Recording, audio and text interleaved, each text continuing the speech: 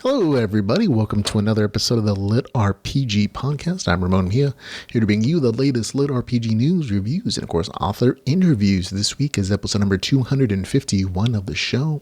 We got 5 new reviews for you to enjoy for this episode of the podcast, including some more reviews from contributor Ian Mitchell. This week, we're going to be reviewing The Wandering Inn Volume 3, Part 1, which comes out at a staggering over 900 pages. This took up most of my week reading, to be honest. I also reviewing Kale's Journal, The Alchemist, book number 4. And we'll be reviewing the webcomic, The World is Full of Monsters Now, Therefore I Want to Live as I Wish. A long title because it's a translation webcomic. So there you go. And from Ian this week, we're actually going to have 2 reviews, which is going to be Tower Climber, a LitRPG Adventure, book number 1, and Sacred Cat Island by Harmon Cooper, 2 novels I didn't get a chance to read when they came out, and I'm glad I was able to send over some reviews for us so we could get you the information, whether they're good or not, and we'll let you know. Before we start any of that, though, of course, we're going to go into LitRPG news.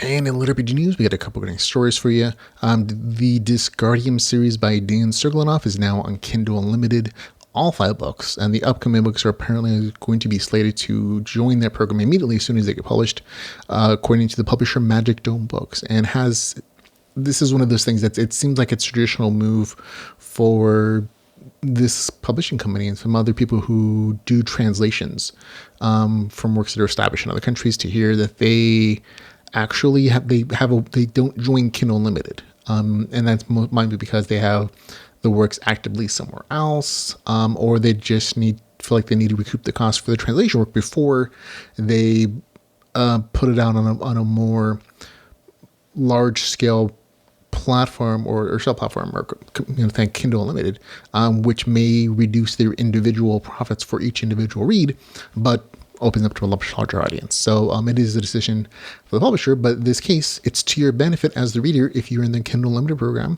which lets you read something like 10 books, check them out for one low price of like $10 a month or something. So it's always a nice program if it's available in your country. It's a great way to get like a great value for your read. A lot of LitRPG books are on Kindle Unlimited, so you can get some amazing reads there. But now this is another series you can enjoy if you're in that program. In other LitRPG news, we have Dakota Kraut, head of Mountaindale Press, writer of many wonderful, wonderful books. And he went on a podcast called Upper Pen to talk about writing and starting his own publishing company. It's an entertaining view if you want to go check it out. We have a link in the show notes for that YouTube podcast. So go see Dakota talk about some stuff. LitRPG and other things that have come out this week that I've had a chance to review. That includes Myriad Stars, Worship G. Wu Chronicles, LitRPG Universe. The second book in the Factory of Gods series is out. The third book in the Heavenly Throne series is out. Monsters, Maces, and Magic book 6 is out. And of course, we're reviewing The Alchemist book number 4. Also, Imprisoned Online book number 2 is out for you to enjoy. Beta Tester book number 3 is out. A new book from Mountaindale Press, of course, the company that Dakota Kraut heads. Xander Boyce's book. He's the writer in this. It's called Tarwalk. It's a new series, a fantasy celebrity adventure farming Lavilia book. So, farming. I'm curious to see what it's about, to be honest, but I'm sure I'll enjoy it. Also, a new book from A.R. Holloway, Exodus, the Prodigal Son. The second book in the Star Divers series is out. Somnia Online book number 7. I think it's the last book in this series. I think this finishes up the series. Is out for you to enjoy. Also, Dungeon of Envy is out. The latest book in the Delvers LLC series by Blaze Corbin is out for you to enjoy. I'm definitely looking forward to giving this one a read. It's been a little bit since we've gotten some, but the author assures me this is a nice transitional book and that it's going to be used for some good crafting scenes, apparently. He apparently thinks that I love crafting scenes. I don't know why he would think that. Just because I published, a few crafting, stories of crafting myself. But he assures me that I'll probably enjoy it. Also out is the third book in the Infinite World series. You probably don't recognize this cover or the author's name. Well, I honestly, I didn't. When I saw it, I was like, that name seems awfully familiar. Have I read his stuff before? And we looked back on it. I didn't recognize the covers until I looked at the name. I was like, oh, the first book. And I was like, oh, okay. I just read books 1 and 2, the back-to-back not too many weeks ago, even though they come out months and months, I think over a year ago. And this is the third one. But the author, for whatever reason, decided to change all the cover art. And so I didn't have that instant recognition of, oh, this is that same series I liked. And so this is the Infinite World series. If you've enjoyed it in the past, I think book 1 has over 100 reviews. So there are plenty of people who've enjoyed it. I came a little late on the bandwagon for it, but I gave book number 1 an 8 out of 10.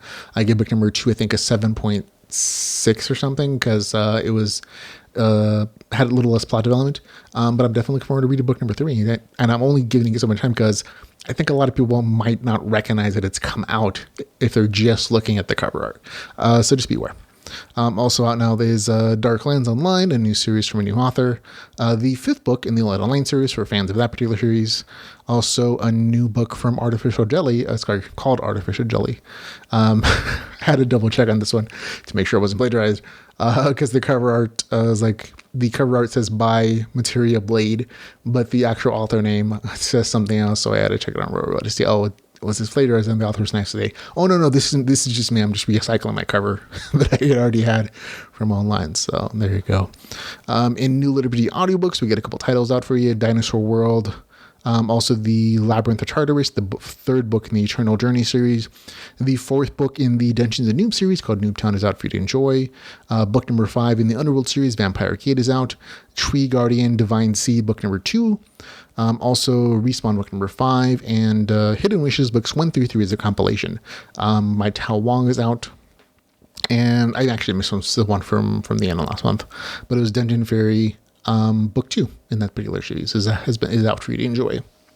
Okay, on to upcoming LitRPG, where you just read a bunch of stuff that's coming out in the near future, so you can plan your writing schedule, your reading schedule, and any spending schedule you want here. Dinosaur Warlord, the Dinosaur Warlord series, book number 2 is out. We just mentioned the book 1 is out as an audiobook. Also, the 2nd book in the Trinity of the High series is going to be out on November the 16th. On November 17th, it'll be the Experimental Alchemist, which by K. Dimwork, which is not the same series as The Alchemist from Vasily Mahenko, which we're talking about today in the show. On November 17th as well, it's going to be Fair Dinkum Dungeon Diving, which is the 2nd book in the kind of comedy RPG Australian RPG apocalypse story called the Aussie Mana Apocalypse series. A new Dungeon Core series from Jonathan Burks will be out on November the 18th called Dungeon of Chance. The new series for us that's being published on Amazon called Layer, a Superhero LitRPG Henchman, book number 1 is out by Carl Stubblefield on November the 20th. Street Cultivation 3 will be out on November the 20th. The 6th Round, part number 2. So if you guys enjoyed book number 1, which is a massive book, part 2 of that same book will be out on November the 30th of this month. On November 24th, it'll be Berserker, book number 1. December the 1st, it'll be Biomedical Self-Engineering, book number 2 in that series. December the 1st, the 2nd book in the Dream Stream Reality series, December the 1st. The Broken Battle Mage. December the 2nd, DLC, which is the 4th book in the Beta Tester series. December the 3rd, League of Losers, book number 2. December the 10th, Project Stellar, book number 3. December the 11th, a dark fantasy LitRPG called The Dim Demise and Even Worse Resurrection. December the 14th, it'll be The Range, book number 1, The Keepers of Limbo, a new Russian translation series. On December the 15th, it'll be The Underhill Chronicles, book number 2. December the 16th, Interworld Network, book number 3. December the 17th, the Guild Core, book number 2. On December the 18th, the 2nd book in the Henchman series. On December the 22nd, Bad Guys, book number 6. December 28th, Small Unit Tactics, volume 2. December the 30th, Primacy Online, book number 5. December 30th, The Alchemy Chronicles, book number 5. January the 4th, Underdog, book number 5. January the 12th, Warlock Chronicles, book number 2. January the 18th, Rogue Merchant, book number 3. January the 19th, the 4th book in the Life in Exile series. January 20th, Player Reaches the Top, book number 4.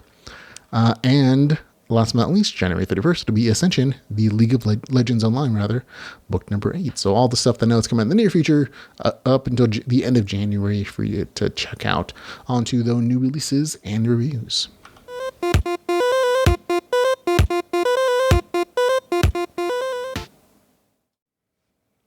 And the first review of the week is going to be The Wandering Inn, Volume 3, Part Number 1, written by Pirate Abba.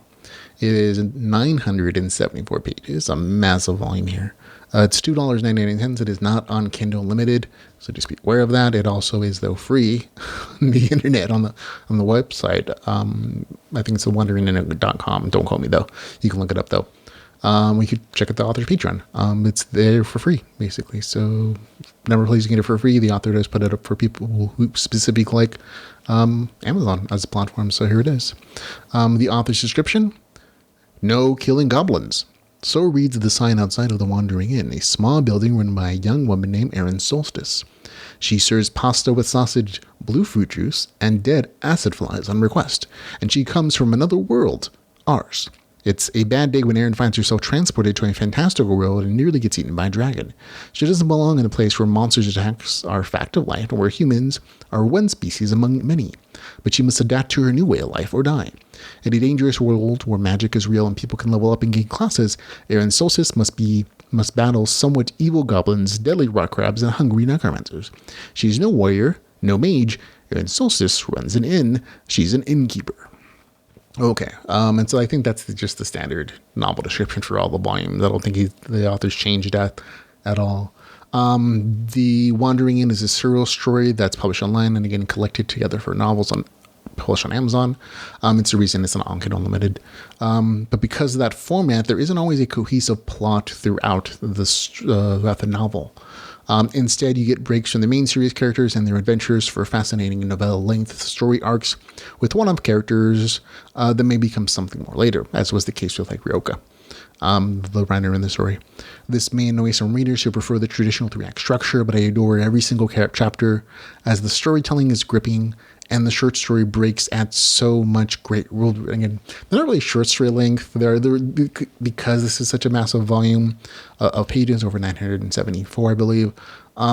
These stories, they're novella-sized, stories in them. So they could each individually be published, but they're structured so that they kind of interweave with each other with one big section with a particular character and then a break to a different character that you're familiar with and then back to some other character.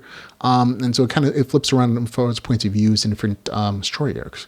And in previous volumes, those story arcs eventually came together. So that's what's kind of what I was expecting here in this particular novel. But again, it is part 1 of volume 3. And again, it's almost 1,000 pages. And those story threads didn't quite come together in this one. I believe they're coming together in part 2 of this, back when in the main city of, I think, Fluxor, where, a bunch of things are going to happen again. But they're a little loose in here. And that's, I still really thought the stories are great. It was just a slight pause, oh, okay, so this is what it's going to be. And again, that's something you're going to have to accept because of the way that the story is written, in the free online version, where the author is putting them on a daily basis almost. The story is already up to volume 7. And so these are all stories, arcs the author's already completed and they're just revising and publishing on Amazon.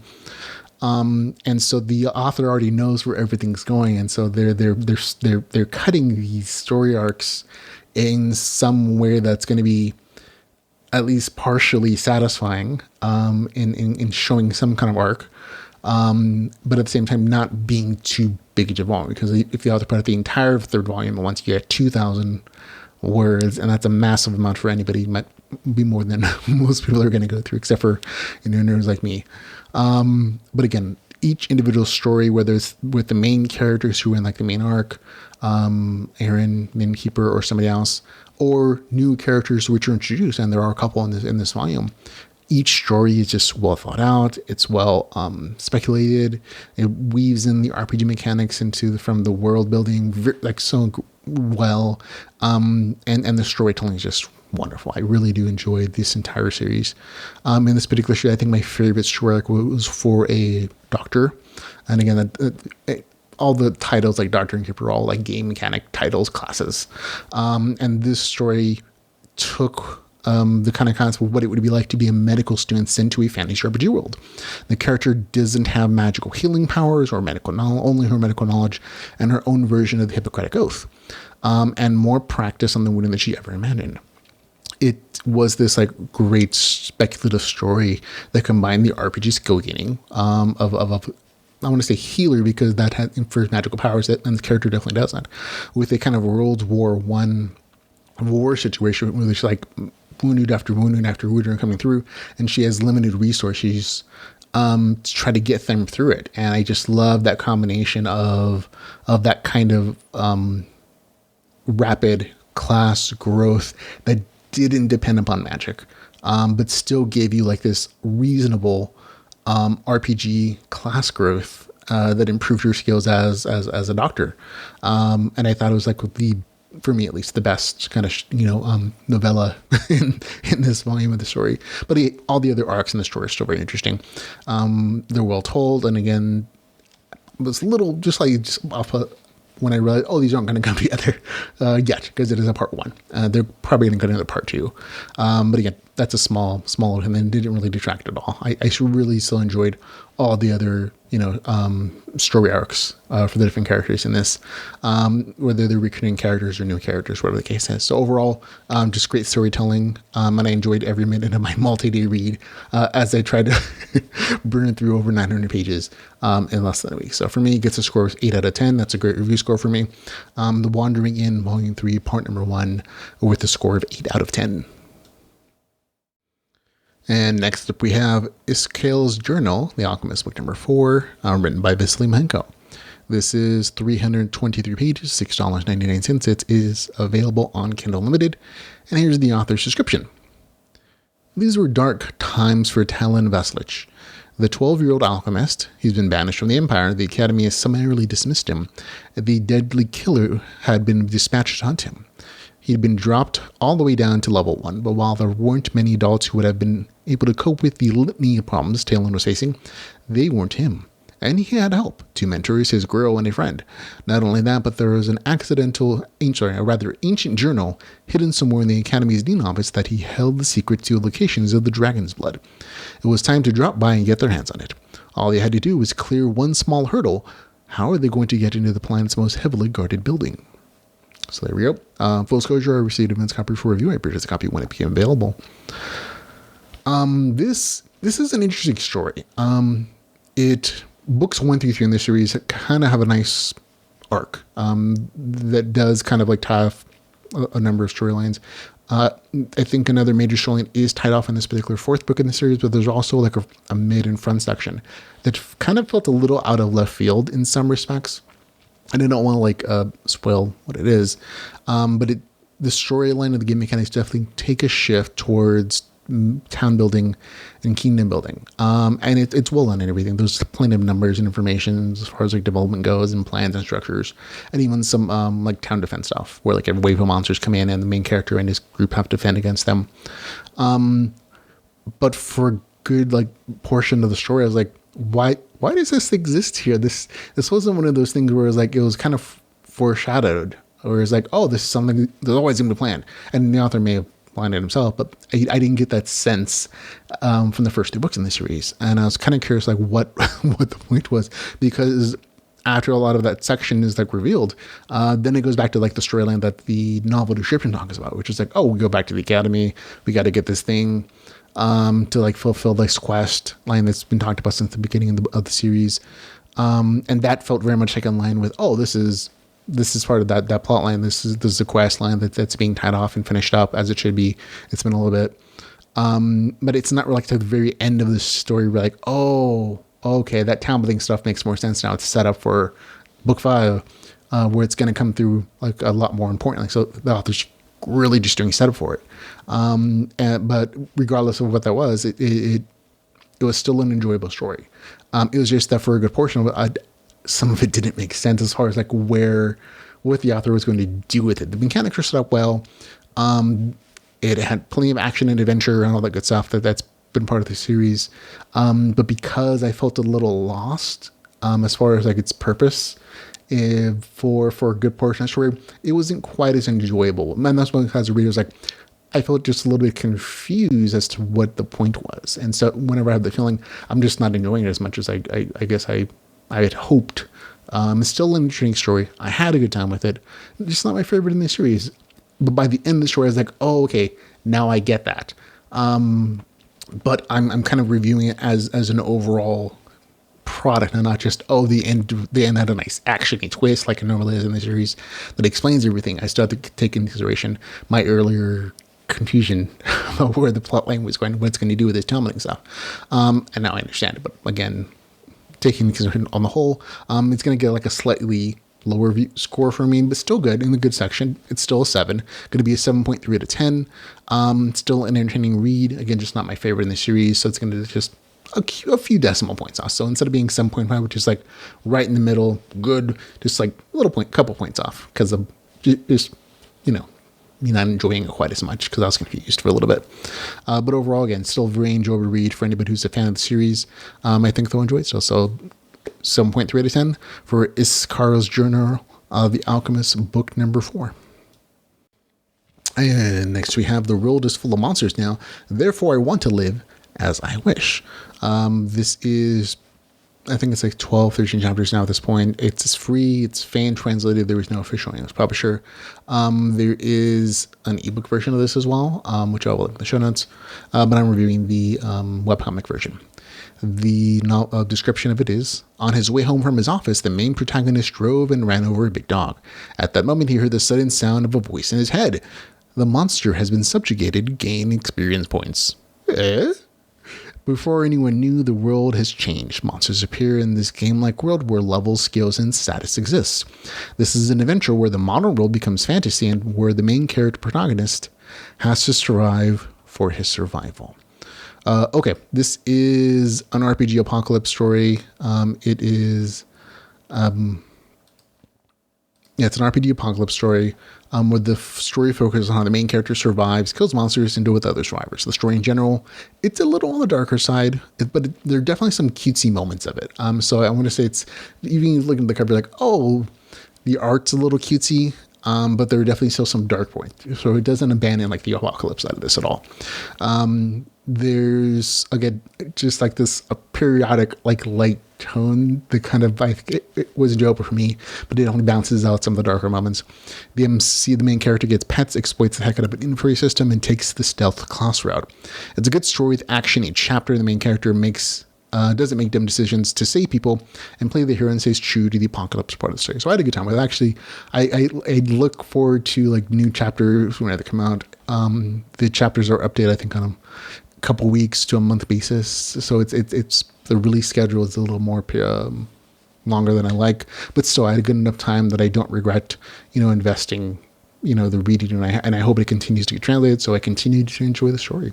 I'm actually going to show off a little bit of the artwork here, just so you can get a chance to see what it looks like. And like I said, it's a black and white pictures, but the lines are real crisp here. So you can see the action comes through, the violence, the darkness, the everything. So good line work, good artwork. And that's half the enjoyment for this kind of visual storytelling, at least in my opinion.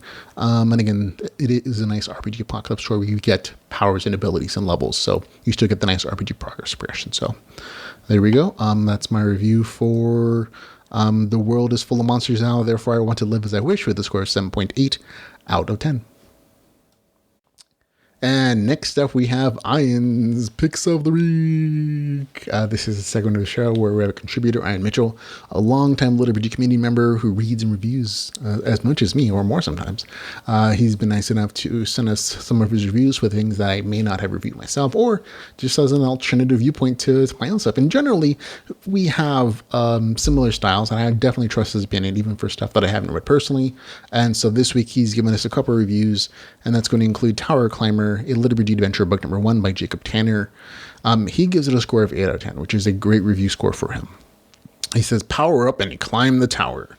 A pretty exciting start for a tower climbing cultivation novel. Sometime at a climber academy, when he's encountered and it comes back roughed up, you can always say, you should see the other guy if you can find the pieces.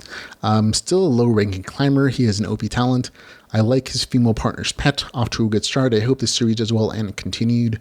Good world and plenty of mystery. So, looks like it has a nice start as an overpowered main character with a tower climbing and cultivation aspect. So those are all things that people seem to enjoy.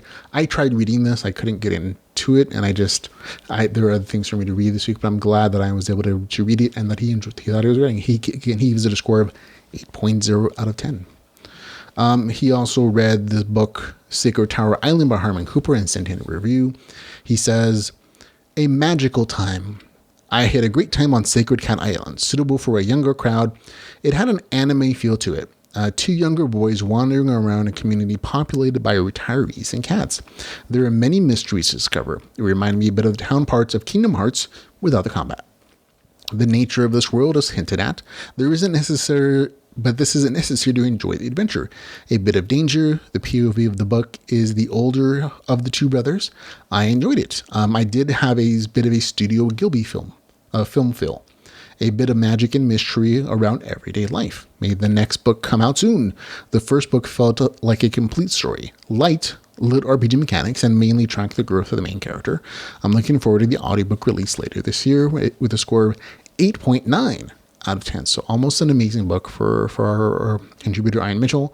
And that's going to be 8.9 for Sacred Cat Island. And that's it for our reviews from Ian this week. And that's the end of Ian's Picks of the Week. Okay, that's it for the show, ladies and gentlemen. Thanks for hanging out, for listening or watching on the show. You remember you can follow us on Facebook, Twitter, YouTube, Patreon, or website. You can also listen to the show, download it to your phone automatically on any podcasting app you have. Just look up LitRPG Podcast. That includes Spotify, Audible, and Apple, and a bunch of other places that you can check out the show. We also have links in the show notes for several Facebook LitRPG groups where authors and readers get together to joke and share bacon memes, and just kind of goof around and look for recommendations from other reviewers. There you go. That's it, though. Thanks for hanging out with me today, and until you can hang out again, remember to go read some LitRPG. Goodbye, everybody.